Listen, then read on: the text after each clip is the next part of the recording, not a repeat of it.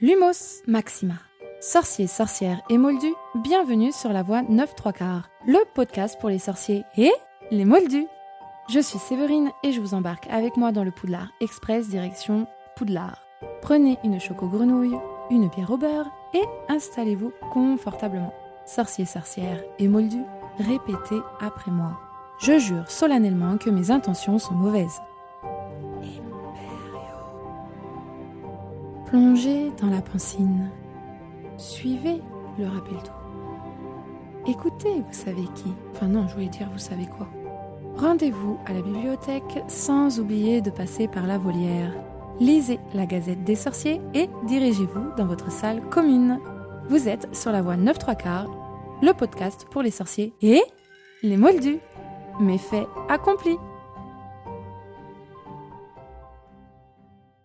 Bonjour tout le monde, me revoilà enfin opérationnel pour enregistrer ce nouvel épisode. Vous avez certainement remarqué que l'épisode précédent est sorti une semaine en retard et pourtant le podcast était déjà enregistré et j'avais commencé le montage. Mais pour ceux qui se demandent ce qui s'est passé, eh bien c'est simple. Je suis tout simplement tombée malade, alors pas de la maladie qui circule en ce moment, je passe à travers apparemment. Mais disons que j'avais perdu ma voix et bien évidemment, j'étais dans l'incapacité de faire quoi que ce soit pendant quelques jours.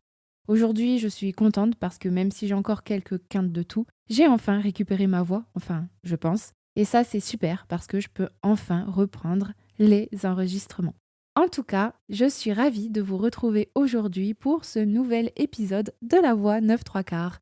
Et je vous souhaite la bienvenue dans ce nouvel Amplificatum. Et souviens-toi, Amplificatum, c'est l'épisode où l'on va pouvoir approfondir un sujet et aller beaucoup plus en détail, en profondeur sur le sujet en question.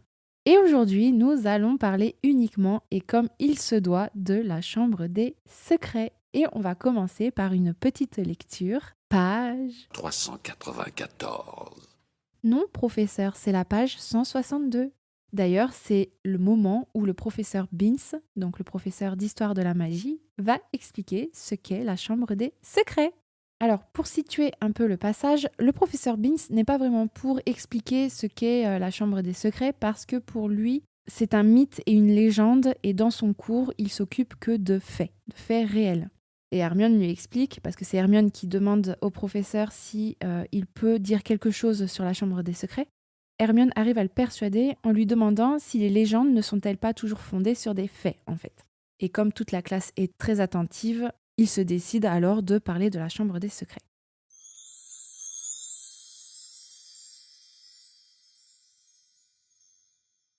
Eh bien, soit, dit-il. Voyons, que pourrais-je vous dire sur la Chambre des Secrets ? Comme vous le savez tous, Poudlard a été fondé il y a plus de 1000 ans. La date précise n'est pas connue, par les 4 plus grands mages et sorcières de l'époque. Les 4 maisons de l'école portent leur nom, Godric Gryffondor, Helga Poufsouffle, Rowena Serre-d'Aigle et Salazar Serpentard. Ils ont bâti ce château ensemble, hors de la vue des moldus, car en ce temps-là, les gens du peuple avaient peur de la magie et les sorciers subissaient de terribles persécutions. Pendant quelques années, les fondateurs de l'école travaillèrent ensemble dans une parfaite harmonie. Ils recherchaient les jeunes gens qui montraient des dons pour la magie et ils les faisaient venir au château pour assurer leur éducation. Mais peu à peu, des désaccords apparurent. Un conflit éclata entre Serpentard et les autres. Serpentard voulait qu'on se montre plus sélectif dans le choix des élèves admis à Poudlard. Il pensait que le savoir magique devait être réservé aux familles de sorciers et à elles seules. Il ne voulait pas prendre d'élèves nés de parents moldus, car il estimait qu'on ne pouvait pas leur faire confiance. Au bout d'un moment, une grave dispute à ce sujet opposa Serpentard à Gryffondor, et Serpentard finit par quitter l'école. Voilà ce qu'on peut dire à partir de sources historiques dignes de foi. Mais ces faits authentiques ont été obscurcis par la légende hautement fantaisiste de la Chambre des Secrets. D'après cette légende, Serpentard aurait aménagé une salle cachée dans le château, une salle dont les autres ne connaissaient pas l'existence. Serpentard aurait ensuite scellé l'entrée de la Chambre des Secrets de telle sorte que personne ne puisse l'ouvrir jusqu'à ce que son authentique héritier arrive à l'école. Seul l'héritier de Serpentard aurait le pouvoir d'ouvrir la chambre et d'utiliser la chose horrible qu'elle contient pour chasser de l'école ceux qui ne seraient pas dignes d'étudier la magie. Il y eut un long silence lorsque le professeur se tut. Mais ce n'était pas le silence qui accompagnait habituellement l'assoupissement des élèves. Un sentiment de malaise baignait l'atmosphère tandis que tout le monde gardait les yeux fixés sur le professeur Binns dans l'espoir d'en entendre davantage. « Bien sûr, tout cela est totalement absurde, reprit le professeur d'un air agacé. Comme vous vous en doutez, l'école a été fouillée de fond en comble par les sorciers les plus érudits pour essayer de découvrir cette prétendue chambre des secrets. Et la conclusion, c'est qu'elle n'existe pas. Ce n'est qu'une affubulation destinée à faire peur aux naïfs. »« Monsieur, dit alors Hermione, qu'est-ce que vous entendez exactement par la chose horrible qui se trouverait dans la chambre des secrets ? Ce serait une sorte de monstre que seul l'héritier de Serpentard aurait le pouvoir de faire obéir. » Les élèves échangèrent des regards inquiets. « Mais je puis vous l'assurer, cette chose n'existe pas.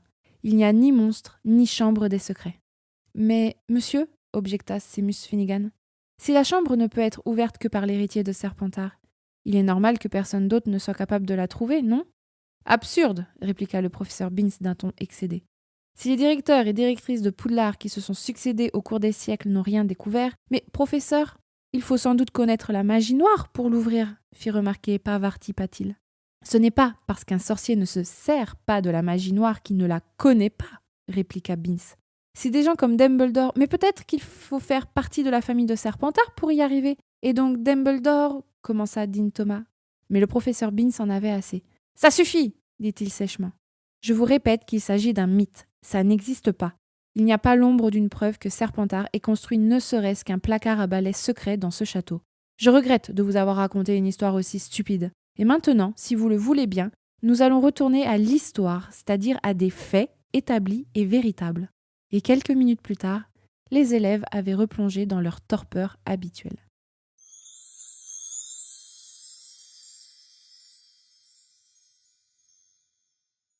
Bien évidemment, tout le monde pense et pensait que ce n'était qu'une légende, puisque l'école ayant été fouillée plusieurs fois, sans aucune découverte de la chambre dite, et pourtant Dumbledore est persuadé qu'elle existe, et d'autant plus au vu des attaques qu'il y a à Poudlard. Alors, on va en parler de la chambre des secrets, beaucoup plus en détail, et grâce à J.K. Rowling qui a écrit un écrit sur le site Pottermore, que l'on retrouve aussi du coup sur le Wizarding World. Et c'est génial en fait parce que l'on va pouvoir en savoir davantage sur la chambre des secrets, sur sa création et pourquoi, bien qu'on le sait un petit peu.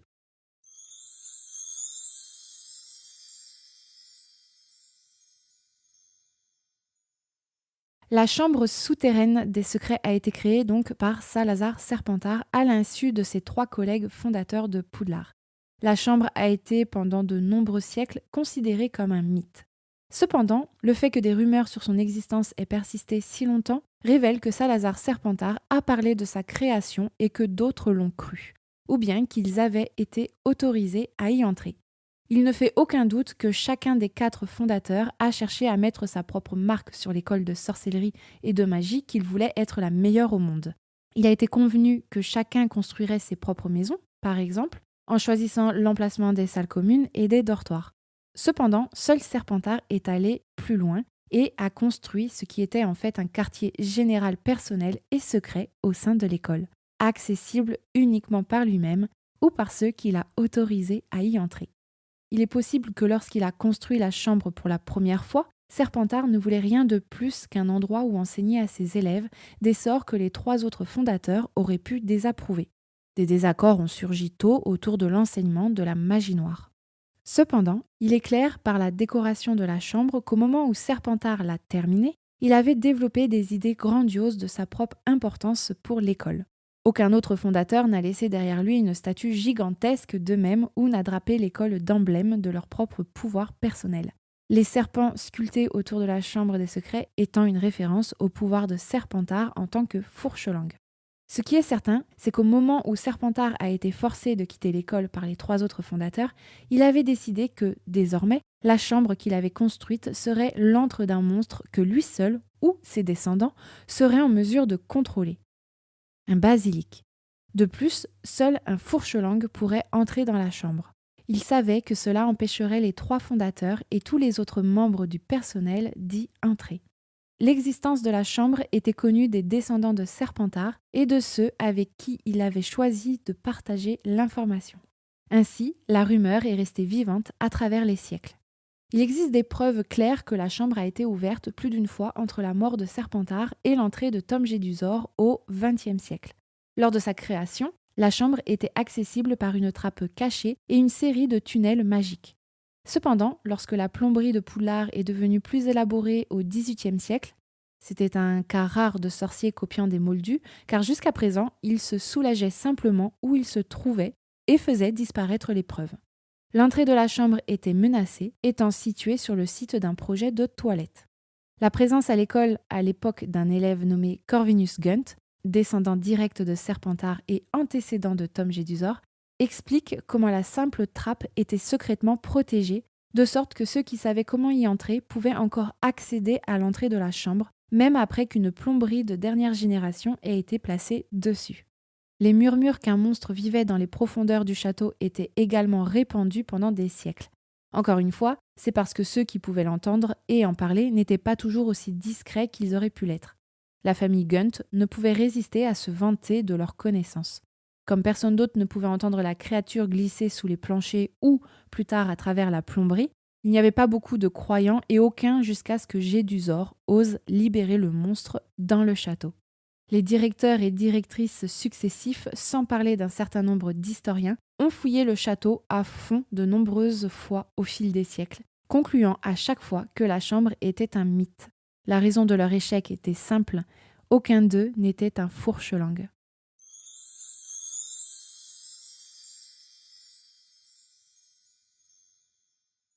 Et effectivement, Harry ayant cette capacité,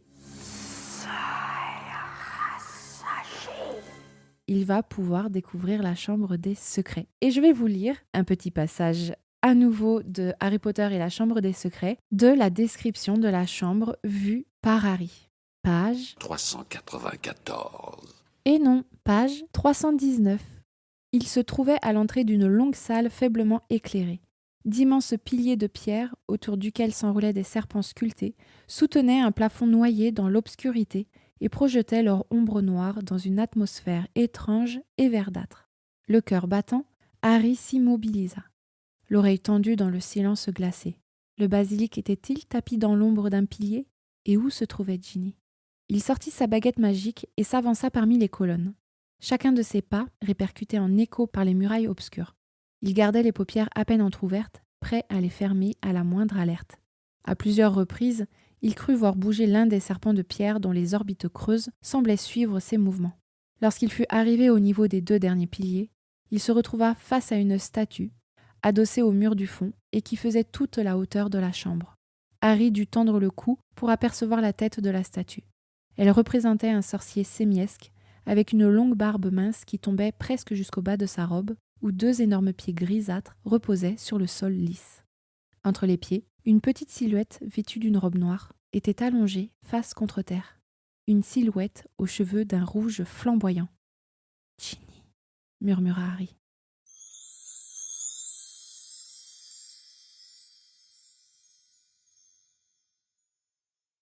Alors pour ceux qui ont vu uniquement les films, vous remarquerez que la chambre est décrite différemment que celle que l'on voit dans les films. La statue est complètement différente dans le livre, hein. Effectivement, elle est décrite entière. Salazar Serpentard s'est représenté lui-même de la tête aux pieds. Et il est tellement grand que Harry doit tendre le cou pour voir le haut de la statue. Alors que dans le film, eh bien, ils n'ont représenté que la tête, qui est très bien faite, hein, je dis pas. Et d'ailleurs, je trouve que ça rend la chambre plus belle finalement que juste un corps. Là, la tête, elle prend de la place, elle est mise en valeur, et surtout, ça habille la chambre en fait. Et d'ailleurs, je me rappelle, la première fois que j'ai vu le film au cinéma, j'ai été déçue de voir juste la tête. Je me suis demandé où était le corps en fait. Et bien évidemment, avant d'aller voir les films au cinéma, je relisais les livres juste avant, donc j'avais vraiment tout le monde en tête que je m'étais imaginé. Enfin bref, je me suis habituée à la tête de Salazar Serpentard, et je ne vais pas dire que j'adore la chambre, mais j'aime bien, voilà. Une dernière petite chose avant de finir l'épisode, je voulais vous dire un petit truc que l'on ne sait pas forcément, surtout si vous n'avez pas lu les livres. Mais le basilic, il sort bien de la bouche de la statue. Et dans le livre, en fait, Harry le voit arriver, donc il ferme les yeux, il se plaque contre le mur et sent que le basilic tombe lourdement sur le sol, ce qui fait trembler la chambre des secrets. Et il est fort probable en fait que pour l'adaptation, le choix de la tête soit plus judicieux du fait que la bouche soit directement près du sol, ce qui permet de peut-être mieux voir ce qui se passe réellement. Et c'était peut-être plus simple finalement de faire comme ça aussi, faut se le dire.